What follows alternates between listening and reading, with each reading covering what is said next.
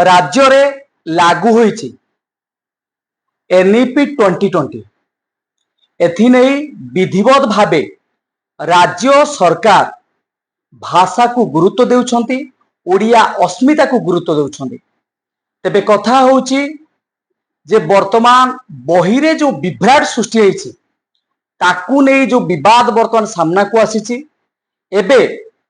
आम ओडिया भाषा एक स्वतंत्रता रही ओडिया भाषार वर्णर स्वतंत्रता रही तेणु ताकू नहीं जदि आमे चिंता करिबा ओडियार वर्ण संख्या केते ताहा वर्तमान द्वंद्व बढ़ाई विगत दिन में छबिल मधुवर्ण बोध कथा आपण चिंता करिवे मधुसूदन राव द्वारा लिखित ए वर्णबोध बहीटी जेतेबेले स्वर वर्ण 13 गोटी थिला से आपणकर व्यंजन वर्ण सह अतिरिक्त वर्ण 5टी मिसी 54टी वर्ण को स्थान दिया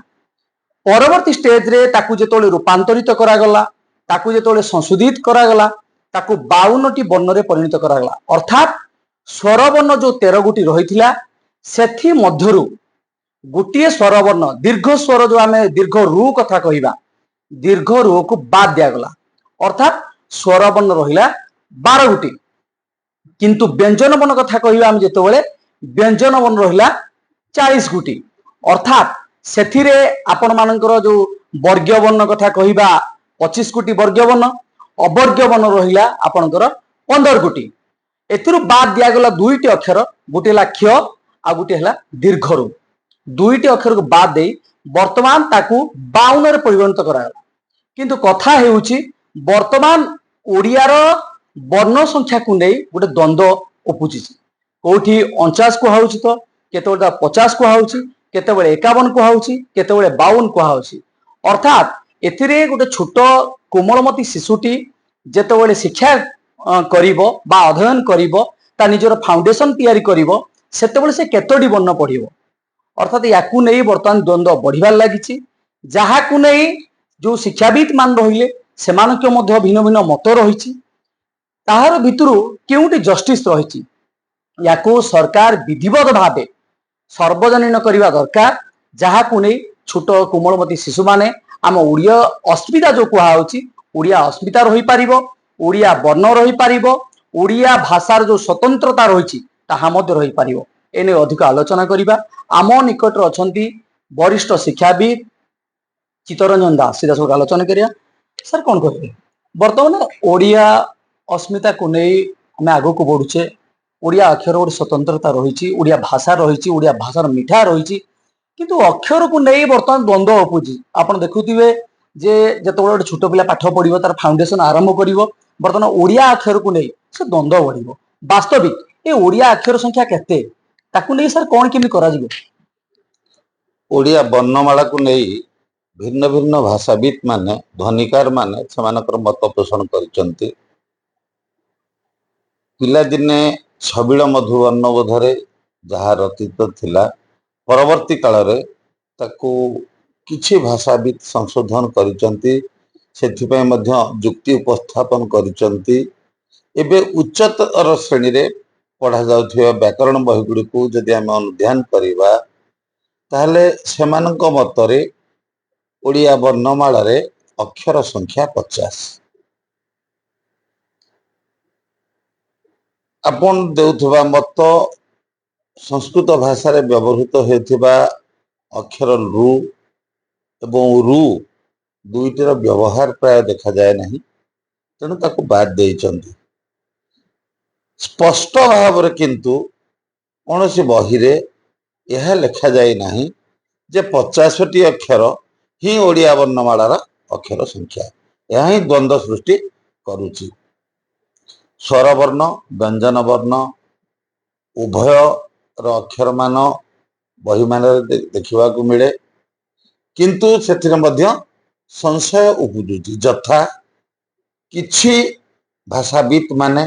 क्ष को एक अक्षर मान्यता देउथबा बेले आउ किछि भाषाविद क्ष को ग्रहण करि पारु नाहंती सेमानक मदरे यह हलंत आउ सर सम्मिश्रण रे गठित होती तेणु ताको अक्षर मान्यता मध्य देउना किंतु अनेक ଭାଷାବିତ୍ ମଧ୍ୟ କ୍ଷୟ को ଏକ ବର୍ଣ୍ଣ ବା ଅକ୍ଷର ବୋଲି ମାନ୍ୟତା ଦେଉଛନ୍ତି। ତେଣୁ ଏହା ଆମ ମନରେ ସଂଶୟ ସୃଷ୍ଟି କରୁଛି। ତେଣୁ ଓଡ଼ିଶା ସରକାରଙ୍କର ଭାଷା ସାହିତ୍ୟ ବିଭାଗକୁ ମୋର ନିବେଦନ, ସେମାନେ ୟା ଉପରେ ଗବେଷଣା କରି ଅନୁଶୀଳନ କରି ସ୍ପଷ୍ଟ ଭାବରେ ଅକ୍ଷର ସଂଖ୍ୟା କେତେ ତାହା ସାର୍ବଜନୀନ କରିବା କଥା। କୋମଳମତି ଶିଶୁମାନେ, ଛାତ୍ରଛାତ୍ରୀମାନେ ଯେତେବେଳେ ଅଧ୍ୟୟନର ପ୍ରଥମ ପାହାଚରେ ଥାନ୍ତି, ସେମାନେ ମୁଖ୍ୟତଃ ଛବିଳ ମଧୁବର୍ଣ୍ଣବୋଧକୁ ଗ୍ରହଣ କରିଥାନ୍ତି ଏବଂ ସେଥିରେ ଥିବା ବିବରଣୀ ଏବଂ ଉଚ୍ଚତର ଶ୍ରେଣୀରେ ପିଲାମାନଙ୍କୁ ପଢ଼ାଯାଉଥିବା ବ୍ୟାକରଣ ବହି ଭିତରେ ଟିକେ ଅସାମଞ୍ଜସ୍ୟତା ପରିଲକ୍ଷିତ ହେଉଛି। କିଛି ତାକୁ ତ ମୁଁ ତ୍ରୁଟି କହିପାରିବିନି, ସେଥିରେ ଥିବା ଅକ୍ଷର ଆଉ ଏଥିରେ ଥିବା ଅକ୍ଷର ଭିତରେ ଭିନ୍ନତା ପରିଲକ୍ଷିତ ହେଉଛି। ତେଣୁ ମୁଁ ନିଶ୍ଚିତ ଭାବରେ ନିବେଦନ କରିବି ଓଡ଼ିଶା ସରକାରଙ୍କର ଭାଷା ସାହିତ୍ୟ ବିଭାଗକୁ, ସେମାନେ ବିଶିଷ୍ଟ ଶିକ୍ଷାବିତ୍ ମାନଙ୍କୁ ନେଇ, ବ୍ୟାକରଣବିତ୍ ମାନଙ୍କୁ ନେଇ, ଭାଷାବିତ୍ ମାନଙ୍କୁ ନେଇ ଏହା ଏକ ସର୍ବଜନୀନ ରୂପ ଛାତ୍ରଛାତ୍ରୀ ତଥା ଶିକ୍ଷକ ଶିକ୍ଷୟିତ୍ରୀ ମାନଙ୍କ ପାଇଁ ପ୍ରଦାନ କରନ୍ତୁ। ନିଶ୍ଚିତ ଭାବରେ ଆପଣ ଦେଖୁଥିଲେ, ଯାହା ପ୍ରତିକ୍ରିୟା ଦେଖୁଥିଲେ। ତେବେ ଜାତୀୟ ଶିକ୍ଷାନୀତି 2020 ଯେତେବେଳେ ଲାଗୁ ହେଲା, ତାକୁ ନେଇ ବର୍ତ୍ତମାନ କଳ୍ପନା ଜଳ୍ପନା ଜାରି ରହିଛି, ଓଡ଼ିଆ ଅସ୍ମିତା ଜାରି ରହିଛି, କିଭଳି ଭାବରେ ଓଡ଼ିଆ ଭାଷାକୁ ଆଗକୁ ନିଆଯିବ ତାହା ନେଇ ମଧ୍ୟ ବିଭିନ୍ନ ପ୍ରକାର ଶିକ୍ଷାବିତ୍ ମାନେ ବିଭିନ୍ନ ମତ ଦେଉଛନ୍ତି। ଆମ ନିକଟରେ ଅଛନ୍ତି କିଛି ଶିକ୍ଷାବିତ୍, ସିଧାସଳଖ ତାଙ୍କ ସହିତ ମଧ୍ୟ ପ୍ରତିକ୍ରିୟା ନେବା। ମ୍ୟାଡାମ କଣ କହିବେ, ଛାତ୍ରଛାତ୍ରୀକୁ ଆପଣ ମଧ୍ୟ ଶିକ୍ଷା ଦେଉଛନ୍ତି, ଏ ଯୋଉ ଓଡ଼ିଆ ବର୍ଣ୍ଣକୁ ନେଇ ବର୍ତ୍ତମାନ ଯୋଉ ଦ୍ୱନ୍ଦ୍ୱ ଉପୁଜିଛି, ବାସ୍ତବିକ ଓଡ଼ିଆରେ ବର୍ଣ୍ଣ ସଂଖ୍ୟା କେତେ, କେତେ ହେବା ଦରକାର, ଏବଂ ଯୋଉ କଥା ଆମେ ଉଠା ଯାଉଛି ଯେ ସ୍ୱରବର୍ଣ୍ଣ ବ୍ୟଞ୍ଜନ ଭିତରେ ଗୋଟେ ତାରତମ୍ୟ ରହୁଛି, କଣ ହେବା ଦରକାର, ଆଉ ବର୍ତ୍ତମାନ ଓଡ଼ିଆ ବର୍ଣ୍ଣକୁ ନେଇ କଣ ରଖିବେ ଆପଣଙ୍କ ପ୍ରତିକ୍ରିୟା? ପିଲାଟି ଦିନରୁ ଆମେ ବି ପଢିଛୁ ଯେ 49ଟି ହଉଛି ଓଡ଼ିଆରେ ବର୍ଣ୍ଣ। ଛବିଳ ମଧୁବର୍ଣ୍ଣ ବୋଧରେ ଯାହା ରହିଛି, ଆଜି ଆମେ ପିଲା ଉଚ୍ଚଶିକ୍ଷା ବିଭାଗରେ ଯୁକ୍ତ 3 ଏନ୍ଇପି ପିଲାଙ୍କୁ ଯୋଉ ଯେତେବେଳେ ପାଠ ପଢଉଛୁ ସେତେବେଳେ ରହୁଛି 49 ନହେଲେ 50, କିନ୍ତୁ ଏଥିରେ ଯୋଉ ତାରତମ୍ୟ ବା ସାମଞ୍ଜସ୍ୟ ସୃଷ୍ଟି ହେଇଛି, ଏଥିରେ ପୁରୁଣା ମଧୁବାବୁଙ୍କ ଛବିଳ ବର୍ଣ୍ଣବୋଧ ଏବଂ ବର୍ତ୍ତମାନର ଭାଷାତତ୍ତ୍ୱବିତ୍ ମାନଙ୍କର ଯେଉଁ ବର୍ଣ୍ଣ ତା ଭିତରେ କିଛି ପ୍ରଭେଦ ପରିଲକ୍ଷିତ ହେଇଛି। ସେମାନେ 49 କହୁଛନ୍ତି, ଏମାନେ 50 ବୋଲି କହୁଛନ୍ତି, କିନ୍ତୁ ପିଲାମାନେ ମୂଳରୁ ତାଙ୍କର ମୂଳଦୁଆ ଆରମ୍ଭ କରିବାକୁ ଯାଉଥିବା ଯେଉଁ ବର୍ଣ୍ଣବୋଧଟା ନିହାତି ତାଙ୍କ ଶିକ୍ଷା ପାଇଁ ଜରୁରୀ, ସେଇଟା ଆଉ ବର୍ତ୍ତମାନର ବର୍ଣ୍ଣ ଭିତରେ ଯେଉଁ ପ୍ରଭେଦ, ତାହା ଲୋକମାନଙ୍କ ଭିତରେ,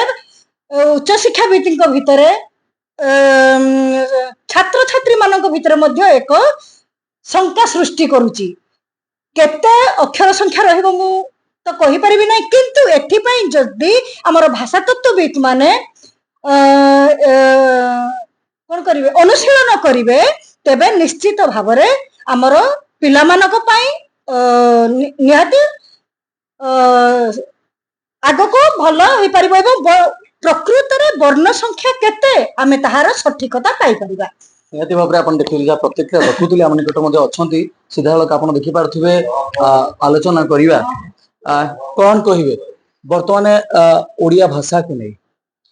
ସାମଞ୍ଜସ୍ୟ ଦେଖିବାକୁ ମିଳିଛି ଅକ୍ଷର ମାନଙ୍କୁ ନେଇ। 49 କୁହାହଉଛି, 50 କୁହାହଉଛି, 51 କୁହାହଉଛି, 52 କୁହାହଉଛି। ୟାକୁ ନେଇ ପିଲାଙ୍କ ଭିତରେ ଗୋଟେ ଦ୍ୱନ୍ଦ୍ୱ ବଢିଛି। ପିଲାମାନେ ପାଠ ପଢିବେ, କେତୋଟି ବର୍ଣ୍ଣ ଯଦି ପଚରାଯିବ ସେତେବେଳେ ସେମାନେ ଦ୍ୱନ୍ଦ୍ୱ କନଫ୍ୟୁଜନ ଭିତରେ ରହିବେ। ତେଣୁ ୟାକୁ ନେଇ ଯୋଉ ବର୍ତ୍ତମାନ ଦ୍ୱନ୍ଦ୍ୱ ଦୂର କରିବା ପାଇଁ କଣ ହବା ଦରକାର, ଆବଶ୍ୟକତା କଣ ରହିଛି? ଆଜ୍ଞା, ପ୍ରଥମେ ନମସ୍କାର ସମସ୍ତଙ୍କୁ। ଆମର ଯେତେବେଳେ ଆମେ ପାଠ ପଢୁଥିଲେ ବର୍ଣ୍ଣବୋଧରେ, ସେଥିରେ ବିଭିନ୍ନ ପ୍ରକାର ବର୍ଣ୍ଣ, ସ୍ୱରବର୍ଣ୍ଣ, ବ୍ୟଞ୍ଜନ ବର୍ଣ୍ଣ ଏବଂ ତା ସହିତ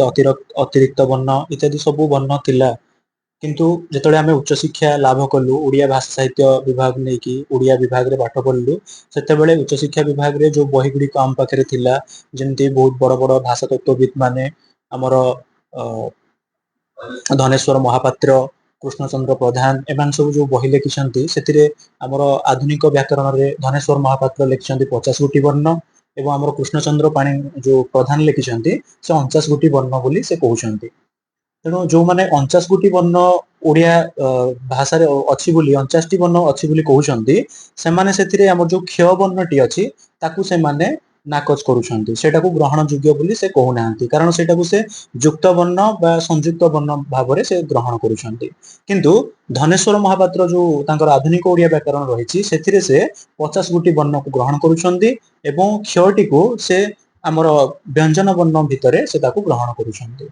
ତେଣୁକରି ଯଦି ଏଇ ପରିପ୍ରେକ୍ଷୀରେ ଦେଖିବା, ଯଦି ଆମର ଯୋଉ ମୂଳ ସ୍ତରରେ ଯୋଉ ଛବିଳ ମଧୁ ବର୍ଣ୍ଣବୋଧ କବିଙ୍କର ଯୋଉ ବହି ପଢା ଯାଉଛି, ସେଇ ବହି ସହିତ ଏହା ବହିର ଗୋଟେ ସାମଞ୍ଜସ୍ୟ କରାଯିବା ନିହାତି ଆବଶ୍ୟକତା ରହିଛି। ଯଦି 49 ବର୍ଣ୍ଣକୁ ସମ୍ମିଳିତ ସ୍ୱରରେ ଯଦି ଭାଷା ତତ୍ତ୍ୱ ମାନେ ଗ୍ରହଣ କଲେ, ତାହେଲେ ତାକୁ ମୂଳ ସ୍ତରରୁ ପିଲାମାନଙ୍କୁ ଶିକ୍ଷା ଦିଆଯିବା ନିହାତି ଆବଶ୍ୟକ। ଯାହା ଫଳରେ ଆମେ ଯୋଉ ପ୍ରାଥମିକ ସ୍ତରରେ ଯୋଉ ଆମେ ବର୍ଣ୍ଣ ପରିଚୟ ପଢୁଛେ ଓଡିଆ ବର୍ଣ୍ଣ ସମ୍ପର୍କରେ ଏବଂ ଉଚ୍ଚଶିକ୍ଷା ସ୍ତରରେ ଯୋଉ ବର୍ଣ୍ଣ ସମ୍ପର୍କରେ ଆମେ ପଢୁଛେ, ତା ଭିତରେ ଗୋଟେ ସଫଳ ସମନ୍ୱୟ ଆସିପାରିବ ଏବଂ ଯାହା ଫଳରେ ଯୋଉ ଅନ୍ୟ ଯୋଉ ଲୋକମାନଙ୍କର ଆମର ଯୋଉ ବିଭେଦତା ଅଛି ବୁଝିବାରେ, ଯେ ଓଡିଆ ବର୍ଣ୍ଣରେ ପ୍ରକୃତରେ କେତୋଟି 50ଟା ନା 49ଟା କିମ୍ବା 51ଟା କି 52ଟା, ତେଣୁ ଏଇଗୁଡାକ ସଫଳ ଭାବରେ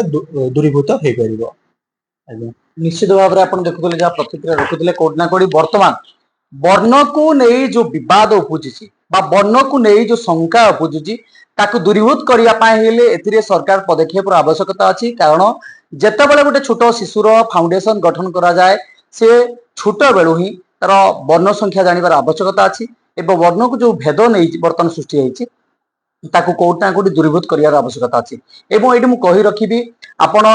ସେ ସ୍ୱରବର୍ଣ୍ଣ କଥା କୁହାଯାଉ କିମ୍ବା ବ୍ୟଞ୍ଜନ ବର୍ଣ୍ଣ କଥା କୁହାଯାଉ, ସେଥିରେ କେତୋଟି ବର୍ଣ୍ଣ ରହିଛି ତାହା ମଧ୍ୟ ସ୍ପଷ୍ଟ ହେବା ଦରକାର। ଯେପରି ସ୍ୱରବର୍ଣ୍ଣରେ ମଧ୍ୟ ବିଭେଦତା ଦେଖିବାକୁ ମିଳିଛି, ବ୍ୟଞ୍ଜନ ବର୍ଣ୍ଣ ମଧ୍ୟ ଦେଖିବାକୁ ମିଳିଛି। ଅର୍ଥାତ୍ ୟାକୁ ନେଇ ଯୋଉ ବିଭେଦ ରହିଛି ତାହା ନିହାତି ଭାବରେ ବିଭାଗ ଏଥିପ୍ରତି ଦୃଷ୍ଟି ଦେଲେ ହୁଏତ ଆଗାମୀ ସମୟରେ ପିଲାମାନେ ଆମ ଯୋଉ ଓଡିଆ अस्मिता ଅଛି ତାକୁ ବଞ୍ଚି ପାରିବେ ଏବଂ ବର୍ଣ୍ଣକୁ ନେଇ ଯୋଉ ଆଶଙ୍କା ରହିଛି ତାକୁ ମଧ୍ୟ ସାମ୍ନାକୁ ଆସିବ ଏବଂ ସଠିକ ତତ୍ତ୍ୱ ମଧ୍ୟ ସରକାର ଯଦି ପ୍ରଦାନ କରିବେ, ପିଲାମାନେ ଶିକ୍ଷା କ୍ଷେତ୍ରରେ ଆଗକୁ ବଢି ପାରିବେ ଏବଂ ଓଡିଆ ଭାଷାର ଯୋଉ ମଧୁରତା ରହିଛି ତାହା ମଧ୍ୟ ପ୍ରତିପାଦିତ ହୋଇପାରିବ। ନେକାଳ ଜୀବନ କୁମାର ସାହୁ,